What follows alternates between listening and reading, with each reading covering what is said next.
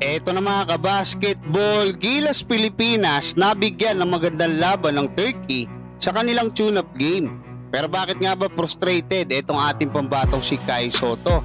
At mga experts sa NBA, inamin na merong palakasan sa NBA matapos ngang kunin ng kupulan ni LeBron James na LA Lakers ang kanyang anak na si Bronny James.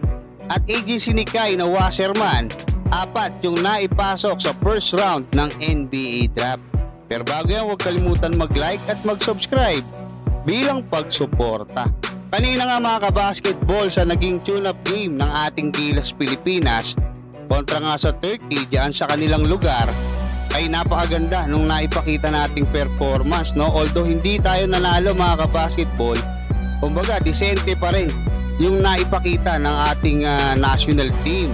Yun nga lang kasi talagang na-foul trouble kaagad, no? Etong ating pambatong si Kai Sotto at yung kanilang pasahan mga kabasketball hindi naging ganoon kaganda kasi nga alam naman natin na nawala etong kanilang point guard, no? Yung may pinakamataas na assist nung FIBA Asia Cup qualifiers nung February na si Scottie Thompson. 9 assists per game siya noon mga kabasketball. Napakalaking butas niyan para sa ating national team. Mabuti na nga lang at tune-up game pa lang to, makikita ni Coach Tim Cone kung ano yung mga bagay na kailangan nating i-adjust at mapag-aralan pa, no? Patungkol naman doon sa naging frustration ni Kai kasi natalo tayo, no, 84-73. Nangyari yon dahil nga na foul trouble na naman siya, no?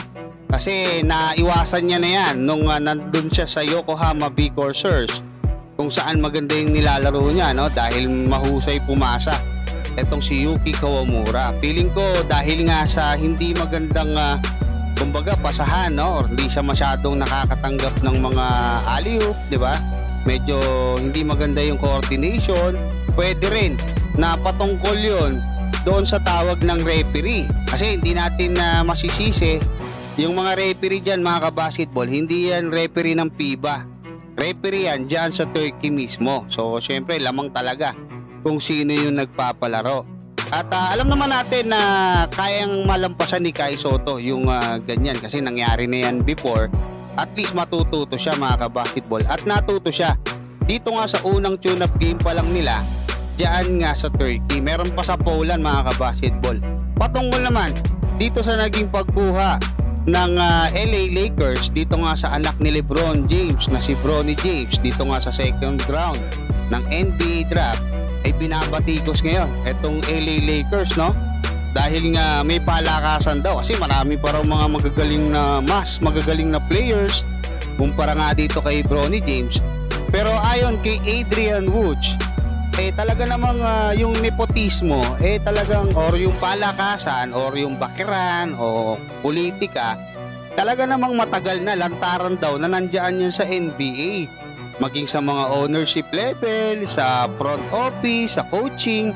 Kaya talagang normal lang daw yun. Especially si LeBron James, yung pinakasikat na player dyan sa NBA dahil sa tagal niya na rin na naglalaro at sa husay niya mga kabasketball. At nauna niya nang sinabi na maglalaro siya doon sa kupunan na kukuha sa kanyang anak. Yan din mga kabasketball, parang ganyan din yung nangyari dito kay Kai Sotto. Kaya kumalas siya dito nga sa dati niyang agent na si Joel Bell. Dahil kumbaga napaka konti ng koneksyon. Hindi na siya na-drop. Sabi may kukuha raw. Hindi naman tinupad. Gusto maglaro ni Kai sa NBA Summer League. Hindi siya makapaglaro kasi baka walang imbitasyon. Actually si Joel Bell wala na yata siyang hawak na NBA player ngayon eh. So napakahalaga ng koneksyon. Kasi kung matatandaan nyo, no, nag-workout si Kai last year, no, NBA minicamp sa Utah Jazz, sa Dallas Mavericks, saka sa New York Knicks. Como injury siya, hindi siya nakakuha ng pwesto doon sa mga roster ng mga team na yon. Ang nangyari, yung team kung saan hindi naman siya nag-minicamp na Orlando Magic, yun pa yung nagbigay sa kanya ng roster spot. So parang nakita mo na itong Wasserman agency na tumatawag sa Orlando na pre, yung bata ko pakilagay dyan sa roster. O syempre ikaw pa pre, sino ba yan? Si Kai Sotto.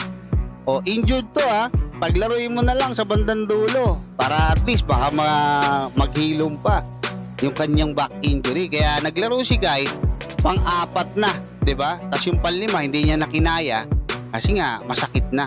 So yun mga kabasketball, yung sinasabing connection actually, no? Yung pang-apat na pick dito nga sa first round, kanila, apat yung naipasok nila sa first round mga kabasketball. Diyan nga sa kakatapos lang na NBA draft, sila Stephen Castle, si Epes Misi, si Keishan George, si Isaiah Cooler. Yan yung mga naipasok ng Wasserman Agency ni Kai Soto sa kakatapos lang na NBA draft dito sa first round. So hanggang dyan lang muna mga kabasketball. Maraming salamat at God bless sa inyong lahat.